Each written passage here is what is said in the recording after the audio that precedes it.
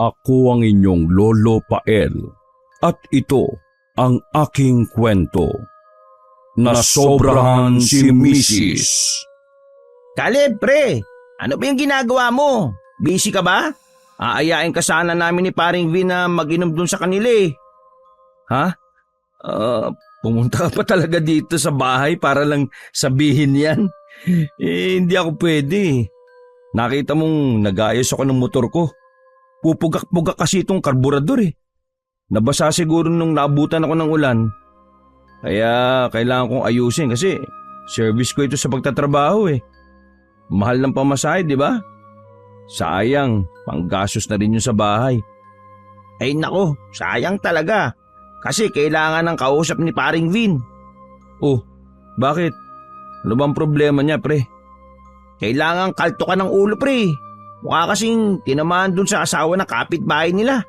Sabi niya, mukhang in love na raw siya. Hindi yata niya mapigil.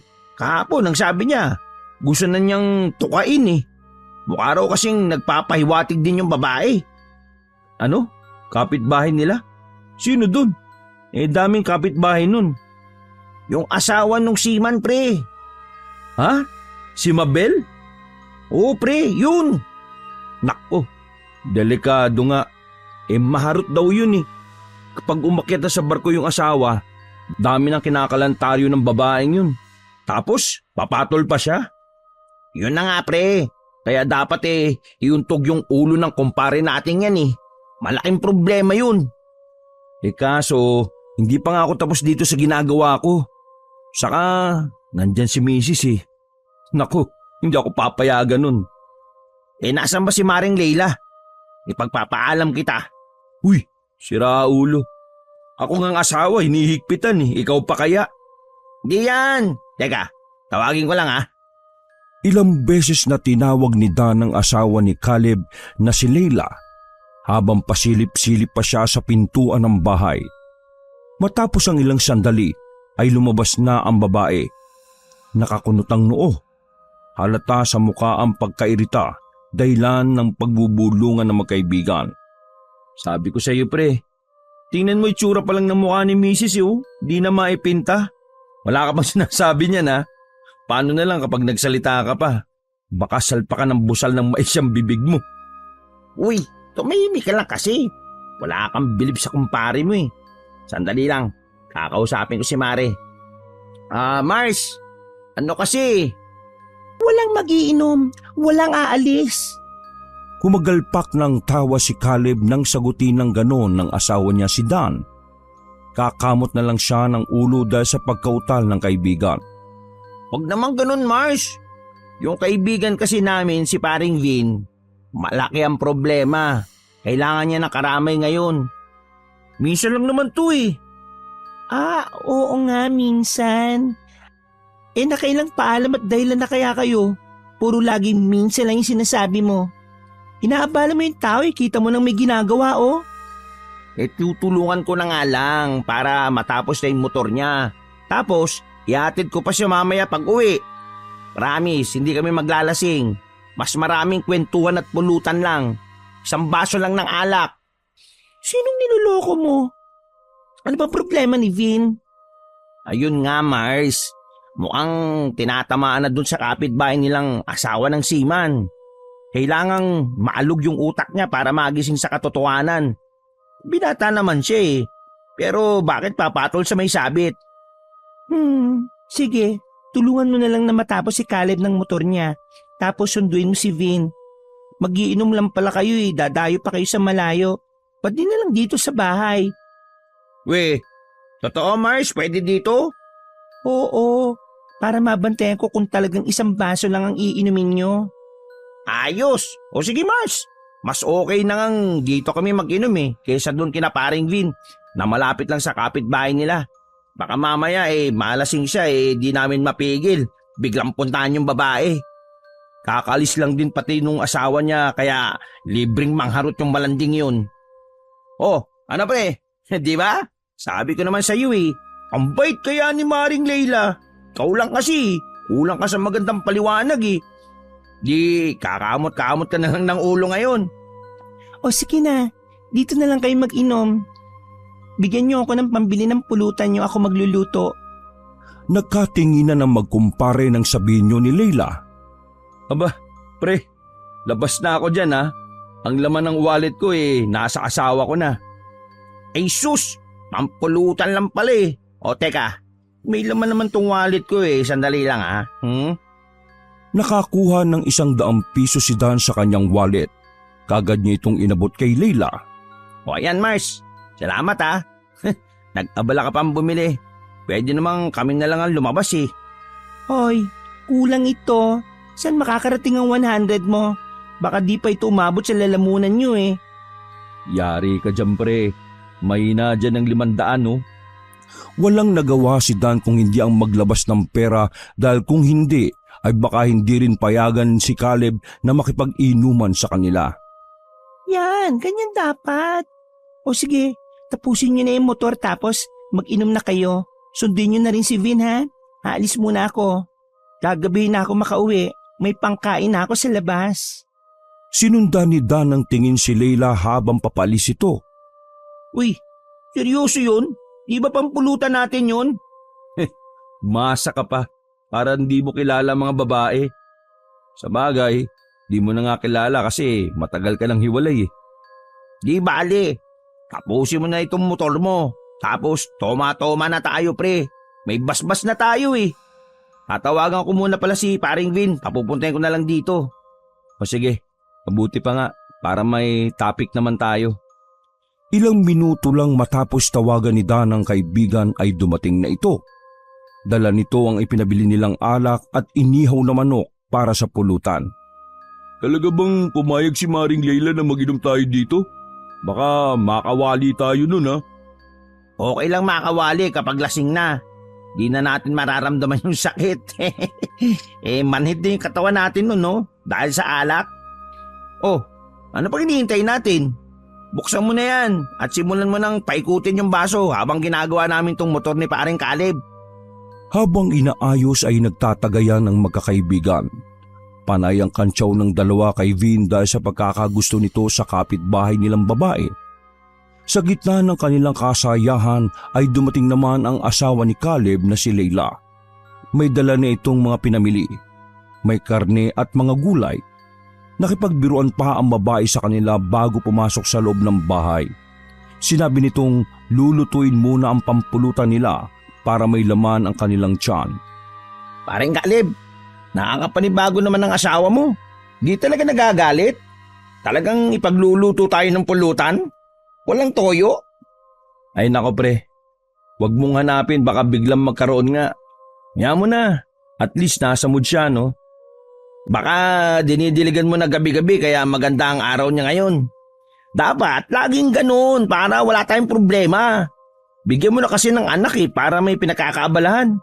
Ilang taon na rin kayong mag-asawa pero wala pa rin. Ano ba problema? Ewan ko, nagpa-doktor na nga kami. Wala naman daw problema. Sadya lang na hindi makabuo dahil sa stress. Nagsabay-sabay kasi palagi ang stress at pagod namin sa trabaho eh. Kailangan daw magpahinga muna kami kung gusto talaga namin magkaanak. Kaya lang, paano naman kami mabubuhay kung wala kaming pera, di ba? Di ko na iniisip. Basta ang mahalaga, masaya kami. Yung anak, bigla na lang yan darating kahit di pinaplano. Tama din naman. Kailangan talagang sa panahon ngayon may pera tayo. Ako nga may mga anak. Nandun sa dati kong misis. Namumuti na buko sa kakaisip ng ipapadalang pera. Lakas humingi ng mga bata keso ginagamit sa eskwela, project. Minsan nga iniisip ko baka inuudyokan lang sila nung nanay nila para manghingi ng manghingi. Wag mo ring pamihasain baka nga nauudyokan. Bigyan mo lang ng tamang halaga sa isang buwan. Kapag nasanay ng ganyan, nako, paano na lang kung maisipan mong mag-asawa ulit tapos di mo na mabigyan. Mangyayari niyan masamang ama ka na nun. Oo nga pero teka, sa atin na nabaling yung usapan Samantalang itong kasama natin tahimik, tulala pa rin. Uy, Vin, maayos ka nga. Huwag mo sabihing laman na naman ang isip mo yung babaeng maharot na yun Ha? Hindi ah. Inaalis ko na nga sa isip ko eh. Talaga ba? Sino na ang nasa isip mo ngayon? Hindi na nakapagsalita si Vin sa tanong na yon ni Caleb. Bigla siyang kinabahan at pinamutlaan. Nakahinga siya ng maluwag nang lumapit sa kanila ang asawa ni Caleb na may dalang pulutan. Umuusok pa ang mainit na sabaw ng sinigang na niluto nito. Yun! Kaya mahal na mahal ko tong asawa ko na to eh. Luto pa lang masarap na eh. Tumigil ka. Hindi ako nabubola ngayon, no? O sige, dyan na muna kayo. Doon muna ako sa kwarto. Sige love, magpahinga ka na. Uy, salamat nga pala dito sa niluto mong pulutan ha. Love you! Muling nag-inuman ng magkakaibigan at ang naging sentro na ng usapan ay ang kaibigan nilang si Vin. Tahimik lang itong nakikinig sa kanilang mga payo. Habang si Caleb naman ay naging kakaiba na ang ikinikilos. Napansin ito ni Dan. Tila sabik na sabik si Caleb sa alak. Walang humpay niyang tinutungga ang laman ng sarili nitong baso. Halos hindi na sumasayad ang baso ng kaibigan sa lamesa dahil kada mauubos ang laman ay kaagad nitong sinasalinan. Pagkatapos ay tinutungga kaagad. Hinawakan na ni Dan ang braso ni Caleb para pagpahingain ito sandali. Uy, pre! Hinay-hinay lang ba? Ang alak natin hindi yan nauubos pero ang lakas mo, paunti ng paunti. Bakit para bang uhaw na uhaw ka sa alak? Parang last month lang naman tayo nag-inuman ah. Di nga alam pre, parang nanunuyo yung lalamunan ko. Kapag tubig naman ang iniinom ko, useless. Ang sakit pa rin ng lalamunan ko. Parang wala na akong laway, tuyong-tuyo. Pero pag alak, nakakaginhawa. Kasi gumuguhit sa lalamunan ko eh. Ano ba tong alak na dala mo, Vin? Bakit ganitong tama sa akin? Aba, ewan ko sa'yo pre. Sa ating tatlo, ikaw lang naman ang tinatamaan ng ganyan eh. Mahirap talaga yung tinitipid sa alak ng sarili. Oh, di bali na. Magpahinga ka muna, pre. Mamulutan ka na lang muna dyan. Igupan mo kaya ng mainit na sabaw. Baka sa sabaw yan kulang. Oh, tama. Sige nga. Yan na lang muna titirahin ko. Baka gutom rin ako siguro. Teka, kuha muna ako ng kanin sa kusina ah. Masarap kasi itong luto ni Mrs. lalo na pag may kanin na kasama. Pagtayo ni Caleb, bahagya siyang nabuwal. Kaagad naman siyang nasalunidan. Ano ba yan pre? Lasing ka na ba? Pambira. Lumambot na yata tuhod mo ah. Teka nga, maupo ka nga muna uli dito sa upuan mo. Nailo ko pre. Lasing na nga yata ako. Umiikot ang paningin ko eh. Bumaliktad na rin yung sikmura ko. Ay nako, lasing ka na nga. Ano, susuka ka ba? Hindi pre. Maayos naman ang pakiramdam ko. Parang gutom lang talaga ako tsaka uhaw. Sige, ako na kukuha ng kanin. Tumayo na si Vin para pumunta sa kusina. Bago pa siya makapasok sa kusina ay inutusan pa siya ni Dan na katukin si Leila sa kwarto. Tumungo naman si Vin pagkatapos ay dumiretso na sa kusina. Sinundan ni Dan ang tingin ng kaibigan dahil nag-aalala rin siya na baka lasing na rin ito. Napansin din niyang sunod-sunod din ang tungga nito ng alak. Nang makita niyang maayos naman ang paglakad ng kaibigan ay napatawa siya ng pagak. Mga walang iya kayo. Para mga first time yung uminom ng alak ah. Habang tinatagay niya ang alak sa baso niya, nahagip ng paningin niya si Vin na nakikipag-usap sa asawa ni Caleb. Maya-maya ay lumapit na ang dalawa. Oh, lasing na kaagad si Caleb. Ang hina mo naman, mahal. Ha? Sinong lasing? Ako? Hindi ah. Gutom lang ako. Kuha mo naman ako ng pagkain oh. Kakain lang ako tapos okay na ako. Ipaglalatag na lang kita dito sa sala. Mukhang di mo na kayang lumakad papunta sa kwarto. Mabuti pa nga Mars. Ipaglatag mo na lang siya. Baka maya-maya tutulog na itong si paring Caleb eh. Ubusin na lang namin tong laman ng bote tapos uwi na rin kami ni paring Vin. Nakakaya naman sa'yo. Mukhang tutulugan na ata kami ni paring Caleb eh. Hoy, ako matutulog? Hindi ah. Mag-iinom ba tayo? Tagayan niyo pa ako, bilis. Nagtataka si Dan dahil sa mabilis na pagkalasing ni Caleb. Gayong alam niyang sa kanilang tatlo ay ito ang matagal tamaan ng alak. Nang tumalikod si Leila, nakaramdam ng kakaibang amoy si Dan. Naamoy mo yun, pre? Ang alin? Yung pabango ni Leila. Napakabango kasi. Kahit nakalayo na naiiwan pa rin yung amoy na yun. Ha? Wala naman pre. Amoy ng alak ang nasisingot ko eh. Baka lasing ka na rin at kung ano-ano na inaamoy mo. Sa bagay, baka nga tinamaan na rin ako ng alak. Baka expired na tong alak na dinala mo, pre. Nagkatawanan ng dalawa dahil sa pagbibirong yun ni Dan. Maya-maya ay bumalik na si Leila at nagpatulong ito sa kanila na buhati na ang asawa sa parte ng sala na kanyang nilatagan. Lasing na lasing si Caleb. Wala na itong malay ng buhati nilang magkaibigan. Malakas na rin ang hilik nito. Pambira. Talagang tinulugan tayo ni paring Caleb ah. O tara, busin na lang natin itong nasa bote pre, tapos doon na natin ituloy sa apartment ko yung pag-iinom nating dalawa. Kasi nakakaya dito kay Baring Leili oh. Sige pre, mabuti pa nga. Ayos lang naman sa akin na dyan kayo mag-inom sa labas. Di naman kayo papasok dito sa loob eh. Kapag nalasing kayo, tabihan nyo na lang yung kumpare nyo dito sa sala. Ay naku Mari, nakakaya naman. Pagkatapos nilang ihiga si Caleb ay binalikan nila ang iniinom na alak. Naging madaldal na si Vin kaya nalibang sila sa pag-uusap hanggang sa nakaramdam na rin ng antok si Dan. Pero pinagtataka niya ang kakaibang pakiramdam na yon. Bakit kaya ganito?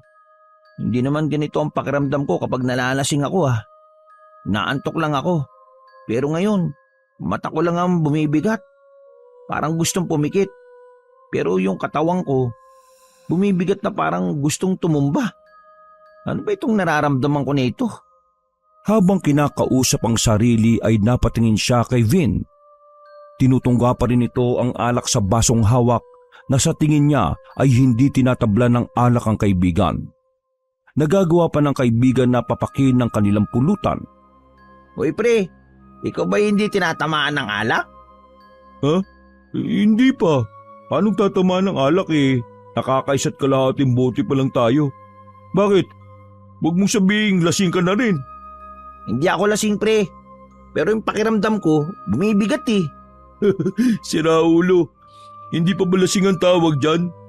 Tabihan mo na si paring Caleb dun oh. Hindi, ayoko. Uwi na tayo, tara na. Pagkatayo ni Dan ay nakaramdam na rin siya ng panlalambot ng kanyang tuhod. Hindi na niya mabuhat ang kanyang katawan dahil sa bigat nito. Takang-taka siya sa nangyayari pero alam niyang hindi pa siya tinatamaan ng alak. Lasing ka na nga. Halika na, dadaling kita doon sa higaan. Hindi pre, nakakaya kay Maring Leila no. Iuwi mo na ako. Umidlip ka lang kahit ilang minuto, gigisingin kita. Tapos iatid kita sa apartment mo. Dahil sa kakaiba niyang nararamdaman ay hindi na siya umangal. Naisip niyang mas mabuti pang ang umidlip sandali para mawala ang bigat ng kanyang katawan. Inalalayan siya ni Vin hanggang sa maayos siyang makaiga sa tabi ng kaibigan nilang si Caleb.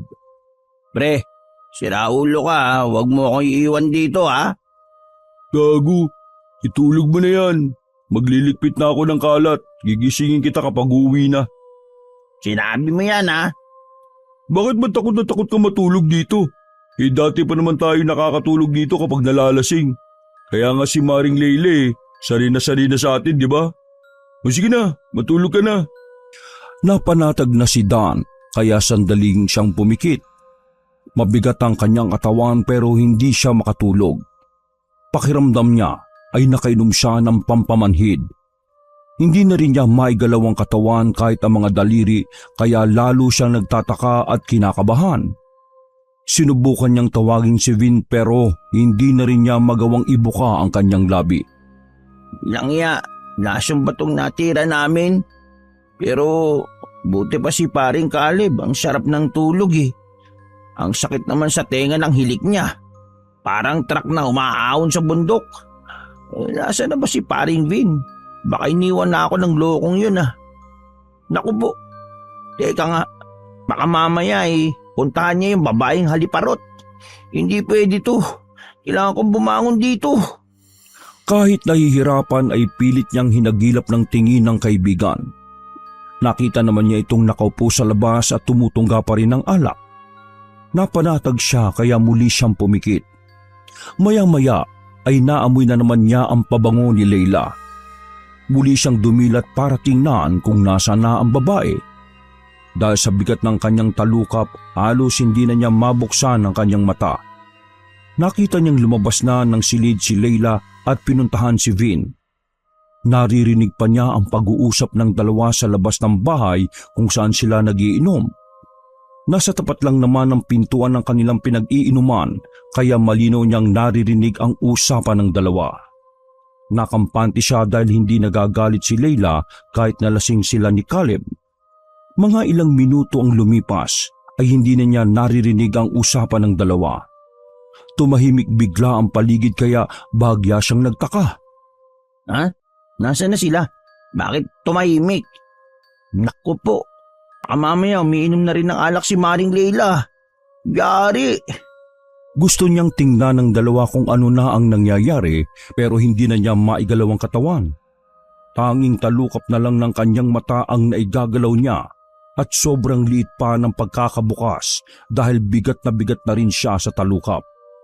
Pinipilit niyang hindi isara ng tuluyan ng mga mata dahil nilulukob na siya ng kaba. May mali dito. Inukutuban ako ng masama. Kumabog na ang dibdib ni Dan nang marinig niya ang pagsasara ng pinto. Kasunod noon ang mga ingay na hindi na niya matukoy kung ano ang nagaganap. Mga ingay ng panyapak na tila nag-uunahan. Mga ingay din na parang pigil na kalampagan. Pinilit niyang hagilapin kung saan nagmumula ang ingay na yon. Hanggang sa kusa na lang tumambad sa kanyang paningin sina Vin at Leila na nagtatagisa ng halik habang nilalakbay ng mga ito ang silid. Nampudya, anong ginagawa nila? Dahil sa kahihiyan ay napapagit na lang ng mariin si Dan. Lalong lumakas at bumilis ang kabog ng kanyang dibdib. Pinagpawisan din siya ng butil-butil. Kahit anong pilit niyang hindi pakinggan ng dalawa, nanunuot pa rin sa pandinig niya ang mga ingay at ungol nilang hindi na mapigilan. Pinilit na lang niyang matulog para lang iwasan ang nasasaksihang kataksilan ng dalawa. Umaga na nang siya ay magising. May ingay na pag-uusap ng dalawa niyang kaibigan ang bumungad sa kanya. Sakit ng ulo ko, parang binibiyak. Nalasing din ba ako kagabi? Sa malamang pre, nagising akong tabi-tabi tayo ni naparing dan sa sala eh. Bumangon na ako kasi naiipit na ako ninyong dalawa. Masakit din ang ulo ko. Iba talaga kapag matagal na hindi nakakainom, no? Parang laging naninibago. Kaya nga nakakaya tuloy sa asawa mo pre, dito pa kami nakitulog. Nako, wag mong alalahanin si Mrs. no? Mabait yun. Parang di mo namang kilala si Leila. Pagkabangon ni Danny kaagad niyang hinagilap ng tingin kung nasaan ang asawa ni Caleb. Ang dalawa kasi niyang kaibigan ay nagkakape na sa sala. Nakita niyang nasa kusina ang babae at abala sa pagluluto. Uy, paring Dan, gising ka na pala ha. Ala ko mamayang gabi ka na babangon eh. Gaano kadami na inom mo? Lasing na lasing ka. Ako? Lasing? Hindi ah. Malinaw na malinaw ang pag-iisip ko kagabi. Alam na alam ko kung ano ang mga naganap. Binigyan ng diin ni Dan ang mga sinasabi niya upang patamaan ng kaibigang si Vin na sa tingin niya ay walang pakialam sa nangyari. Hindi niya nakitaan ng kaibigan ng pagkabahala at pag-aalala. Pakiramdam niya ay tila wala lang sa kaibigan ng mga naganap. Nagagawa pa nitong kausapin ang kaibigang si Caleb na parang hindi siya nagtaksil dito. Mukhang may tama ka pa ng alak pre ah. Halika na, ikapi mo na yan. Oo, tara na.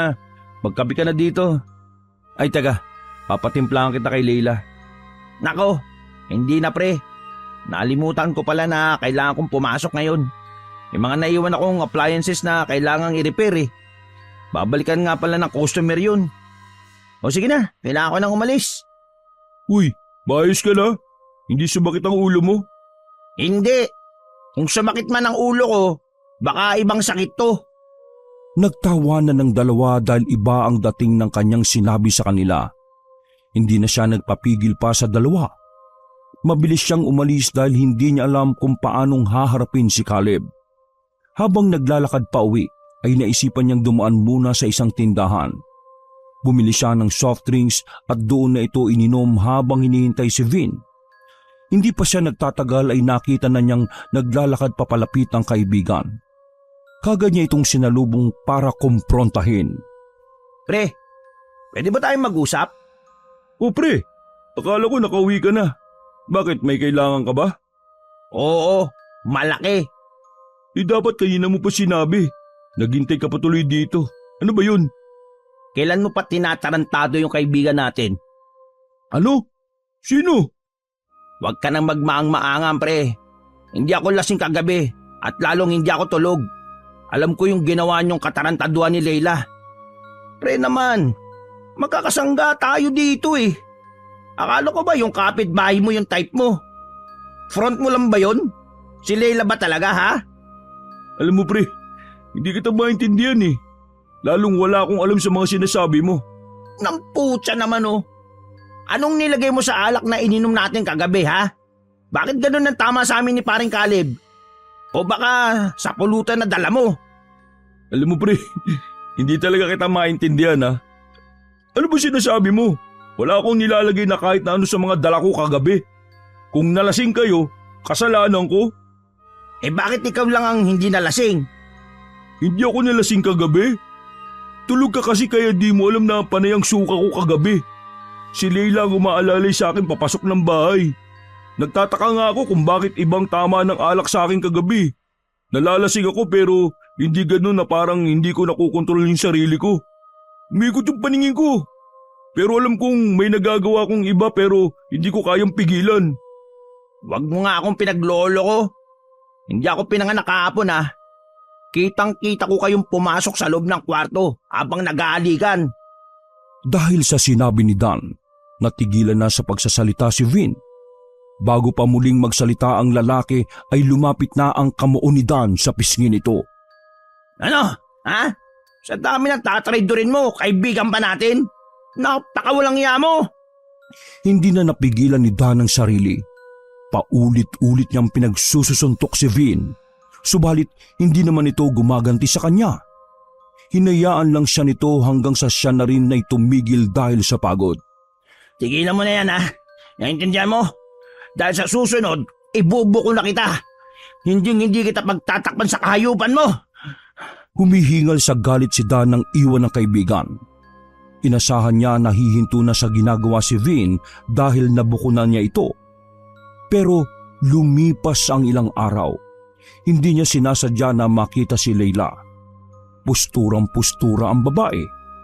Naglalakad ito sa gilid ng kalsada. Sinundan niya ito ng tingin hanggang sa makasakay ng tricycle. Uy, saan kaya pupunta yung babaeng yun? Maaga pa. Sa malamang kaalis lang din ni paring Caleb para magtrabaho. Teka nga, hindi kaya...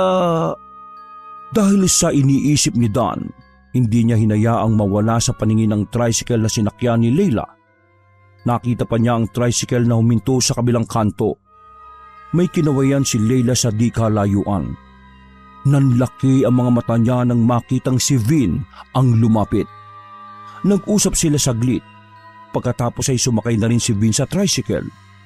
Kumabog na naman sa galit ang puso ni Dan dahil sa kanyang nakita. Pinapa-high blood talaga ako ng lokong to ah. Buong akala ko ititigilan na niya yung kalokohan niyang yun. Pero hindi pala. Humanda siya sa akin.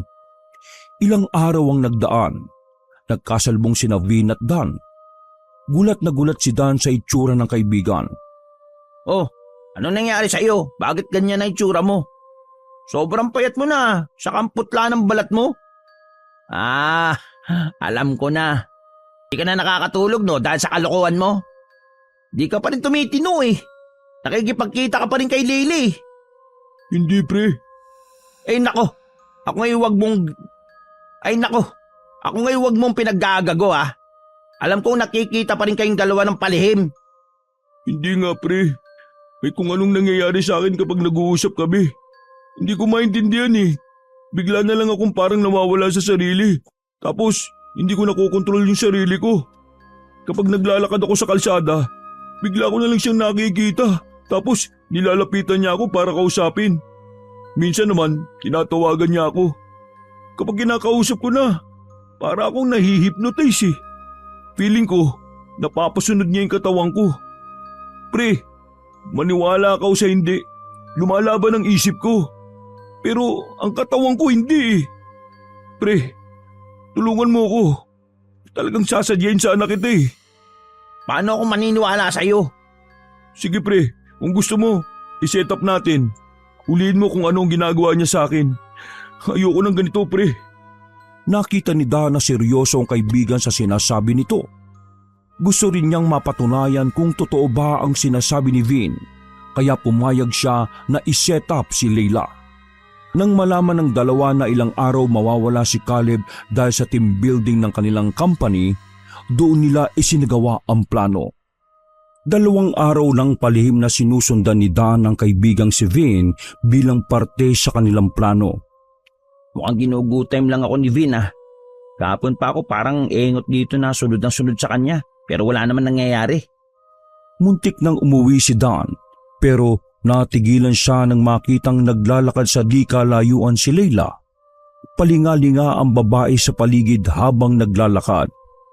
Ayun, lumabas na rin siya. Teka, saan kaya siya pupunta? Kay Vin na kaya? Masundan nga. Palib niyang sinundan ng babae hanggang sa huminto ito sa waiting shed. Tama kaya yung sinabi ni Vin? Sabi niya, dito daw siya madalas puntahan ni Leila. Hinihintay ang pagbaba niya sa jeep galing sa trabaho. Ginagawa raw niya ito kapag night shift si Caleb. Bang klaseng babae ah. Matapos ang ilang minuto ay napatingin sa suot na relo si Dan. Ayan, malapit nang dumating si Vin. Lumipat ng pwesto si Dan para makita ng mas maayos ang pagtatagpo ng dalawa. Nang bumaba na si Vin sa jeep, nagulat ito dahil nakita niya si Leila na nakatayo sa waiting shed. Kitang-kita ni Dan ang pag-iwas ni Vin na tila ba natatakot sa babae. Biglang kinabahan si Dan nang makita ang panlilisik ng tingin ni Leila kay Vin. Maya-maya ay may nakita siyang inilabas mula sa bulsa si Leila. Isa itong tinuping papel. Nang buksan niya ito ay bigla nilang hinipan. Kumalat ang pulbos sa hangin at nilipad ito papunta kay Vin. Pagkatapos ay umalis na si Leila. Okay, tapos, ano yun? Pulbos? Ano na mangyayari? Ikinagulat ni Dan ang paglakad ni Vin na tila ba wala sa sarili. Tumawid ito sa kalsada at tila kinokontrol ang kanyang paglakad. Sinusundan ni Vin si Leila pero ilang metro ang agwat nila sa isa't isa. Masundan na nga sila. Mukhang iba na ang tama ni paring Vin ah. Parang may mali na sa kanya nang malanghap niya yung pulbos na yun. Ano kaya yung pulbos na yun? Ano bang klaseng tao tong si Leila? Nakakatakot naman yata ito. Sa kakasunod ni Dan sa dalawa ay nakarating sila sa isang bahay na may kalayuan sa kanilang lugar. Nasa ibayo ito at ang bahay na yun ay nasa liblib na lugar. Nagtago si Dan sa isang puno na may malagong sanga. Palihim siyang nakasilip sa ginagawa ng dalawa. Nakahinto si Vin sa bakuran ng bahay. Tuwid na tuwid ang tayo nito at parang robot na nakatulala. Habang si Leila naman ay binubuksan na ang pinto ng bahay na yari sa kahoy at pawid. Kaninong bahay yan? Bakit may susi si Leila dyan? May alam kaya si Caleb sa mga pinaggagawa nitong asawa niya? Palagay ko, walang kaalam-alam si paring Caleb sa pagkatao ng babaeng pinakasalan niya. Nakita ni Dan na sinyenisian ni Leila si Vin na pumasok na sa loob ng bahay. Sa isang kumpas lang ng kamay ng babae ay naglakad naman si Vin papasok sa bahay. Tiningnan pa ni Leila ang paligid bago isinarado ang pinto. Okay, mahuhuli na kita sa akto. Nasaan na ba yung cellphone ko para may video yung kaganapang ito at nang may ebidensya ako? Kailangan ko ng patunay lalo na't mukhang nasa ilalim ng kapangyarihan ni Leila si paring Vin eh. Grabe! Maingat at marahang lumapit si Dan sa bahay na yon. Naganap siya ng pwedeng daanan o silipan para makita niya ang pangyayari sa loob. Pagdikit pa lang niya sa dingding ay narinig na niya ang pagsasalita ni Leila. Nagsasalita siya pero parang hindi niya kinakausap si Vin ah. Sinong kausap niya? Sarili niya? Posible naman yun. Nang mapakinggan niyang mabuti ang sinasabi ng babae, doon niya nalaman na hindi lang ito nagsasalita. Mukhang nagsasambit siya ng dasal o orasyon. Iba na ang lingwahe na sinasabi niya. Anong ginagawa niya sa loob? Walang ya. Anong balak niyang gawin kay paring Vin? Baka iluto niya sa kawa yung kaibigan ko ah. Gumawa ng butas si Dan sa dingding gamit ang dala niyang maliit na kutsilyong itinago niya sa suot na pantalon.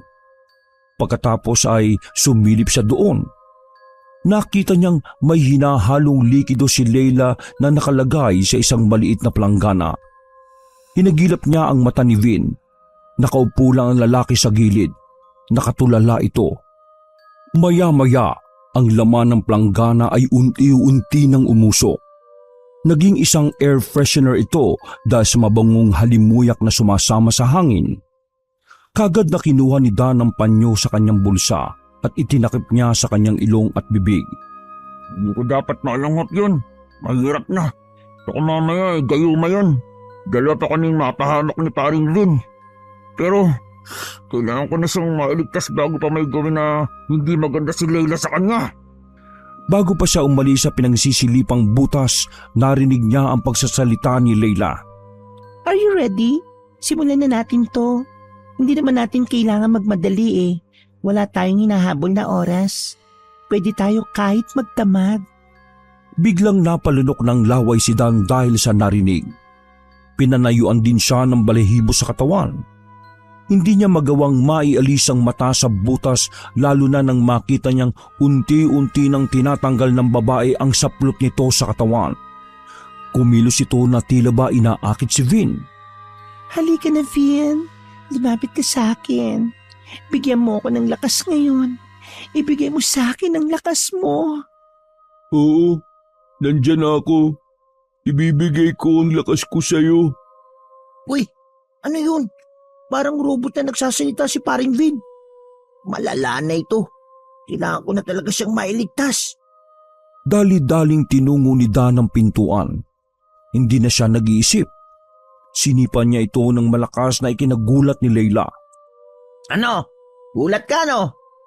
Anong ginagawa mo dito? Gusto kong sumali. Hindi ba pwede? Pwede naman. Hindi naman ako tumatanggi sa kahit na sino eh. Hindi ko alam kung anong itatawag ko sa iyo eh. Anong klaseng babae ka? Ay hindi pala. Dapat pala. Anong klaseng demonya ka? Kahit ano pang itawag mo sa akin, pwede naman. Napatras si Dan nang tumayo si Leila. Namamangha siya sa kagandahan ng babae. Kahit ang katawan nito, wala siyang maipintas dahil balingkinitan at talagang makinis ang balat. Mabilis siyang umiwas nang biglang nagsaboy si Leila ng pulbos kagaya ng ginawa niya kay Vin. Ayan ko na yan. Pero may panlaban ako dyan, oh. Dali-daling hinalungkat ni Dan ang mga gamit ng babae na nakalapag lang sa sahig. Nakita niya roon ng isang boteng plastik. Nang buksan niya ito ay tumambad sa kanya ang pulbos na kulay brown. Naningkit ang mata ni Leila nang tingnan niya ito. Sumilay naman ang nakakalokong ngiti ni Dan. Bitiwan mo yan! Oh, bakit? Bawal ba ito sa'yo? Ano kayang epekto nito sa'yo? Bago pa maagaw ni Leila ang lalagyan ng pulbos, naisaboy na ito ni Dan sa babae. Panayang ubo ni Leila nang malanghap ang pulbos na yon. Napulod na sa sahig si Leila at tila hinihika na. Hirap na ito sa paghinga. Namumulan na rin ang mukha at balat nito. Ano? Nahihirapan ka bang huminga? Sandali may sagot ako dyan. Kinuha ni Dan ang plangganang may lamang likido na umuusok. Ibinuhos niya yun sa babae. Lalong napasigaw si Leila dahil sa ginawa ni Dan. Kitang-kita ni Dan ang biglang pagkakaroon ng malalaking pantal sa balat ni Leila. Ayan, mukha ka na talagang higad. Mabuti yan sa'yo kasi makati ka naman eh. Totoo nga sinabi ni paring Vin, may ginagawa kang mali sa kanya. Ginagayuman mo nga siya. Bakit mo to ginagawa? Bakit mo niloloko si paring Caleb? Wala kang alam. Umalis ka na. Umalis na kayo. Hindi ko alam kung matatanggap ka pa ni paring Caleb kapag nalaman niya ang totoo. Pagkasabi niyang yon, ay inalalayan niya ang kaibigan palabas ng bahay na yon.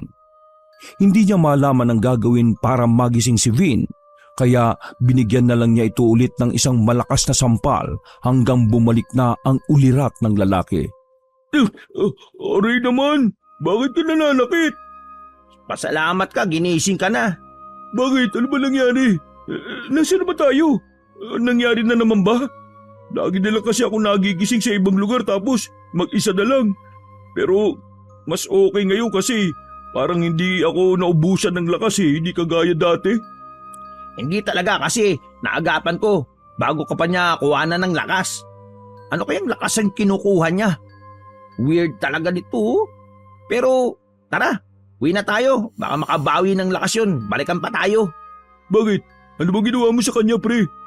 Ayun, ibinalik ko sa kanya yung mga inurasyonan niya. Sa malamang nasobraan na yun. Tara na, uwi na tayo. Ilang araw ang nakalipas. Matapos nilang balik-balikan ang bahay ni na Leila at Caleb, pero nagtataka sila dahil parehong hindi na umuuwi ang mag-asawa. Oh, bakit kaya hindi na umuwi si paring Caleb? Naiintindihan ko pa si Leila eh. Kasi sino ba ang uuwi pa matapos mabuko yung pinaggagawa niyang kalokohan? Nakailang balik na tayo dito para kausapin si paring Caleb. Pero hindi naman siya umuwi. Hindi kaya naghiwalay na yung dalawang yun? Ano maghiwalay? Di ba nga nag-team building si paring Caleb pero hindi na bumalik?